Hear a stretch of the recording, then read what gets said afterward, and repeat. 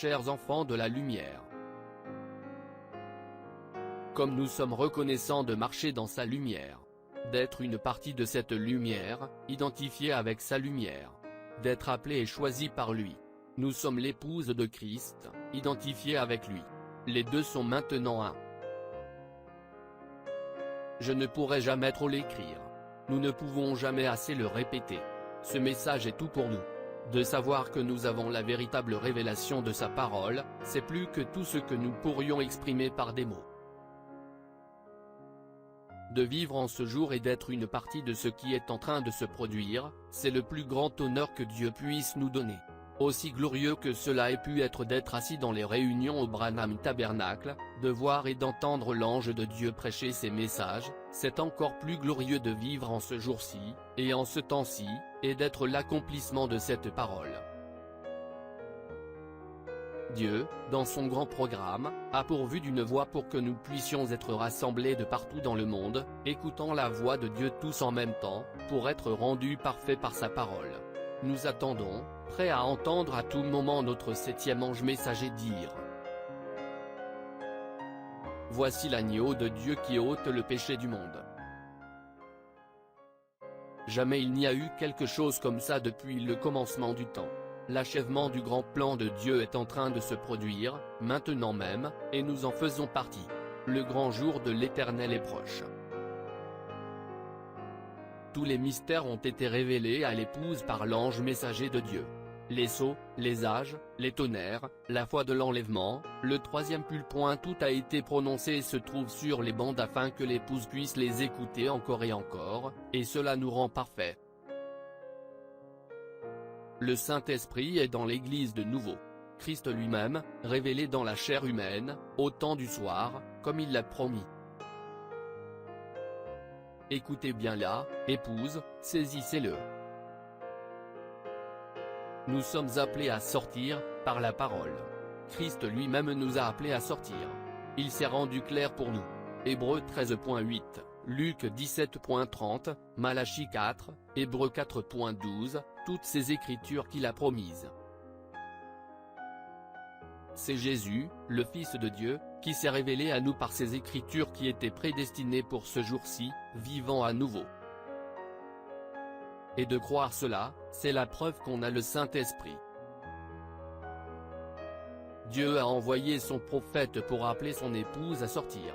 La parole nous dit que le prophète est la parole vivante de Dieu, manifestée.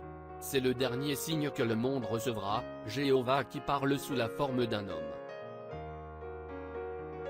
Un homme dans une chair humaine, comme un prophète, et pourtant c'était Elohim, qui discernait la pensée qu'il y avait dans le cœur de Sarah, derrière lui.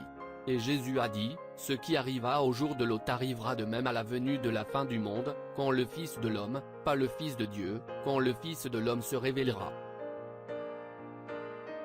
L'épouse sait qu'à moins d'être constamment dans la parole, on ne saura pas qui il est.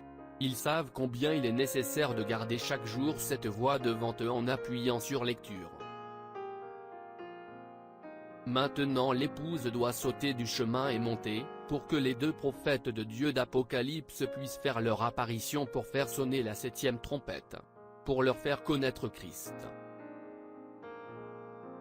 Venez faire partie de la prophétie qui s'accomplit ce dimanche, à midi, heure de Jeffersonville, alors que le prophète de Dieu prêchera le message la fête des trompettes, et parlera à notre Père en disant: Il se peut qu'il y ait des gens dans différents pays, partout dans le monde, qui seront même rejoints dans leur foyer ou dans leurs églises par cette bande. Nous prions, Seigneur, qu'au cours de la réunion, à.ou pendant qu'on fera jouer la bande, ou quelle que soit notre position ou notre état, puisse le grand Dieu du ciel honorer la sincérité de nos cœurs ce matin, et guérir ceux qui sont dans le besoin, leur donner ce dont ils ont besoin. Joseph Branham.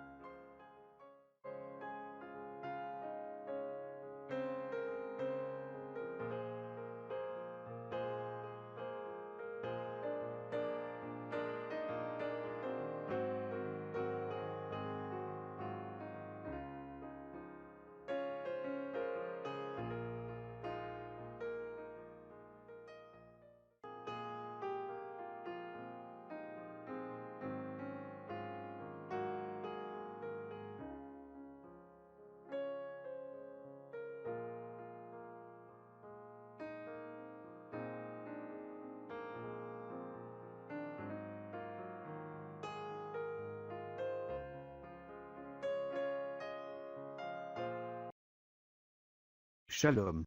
Si cette vidéo a été une bénédiction pour votre vie, aimez, partagez et abonnez-vous à notre chaîne YouTube. Dieu te garde, chers frères et sœurs.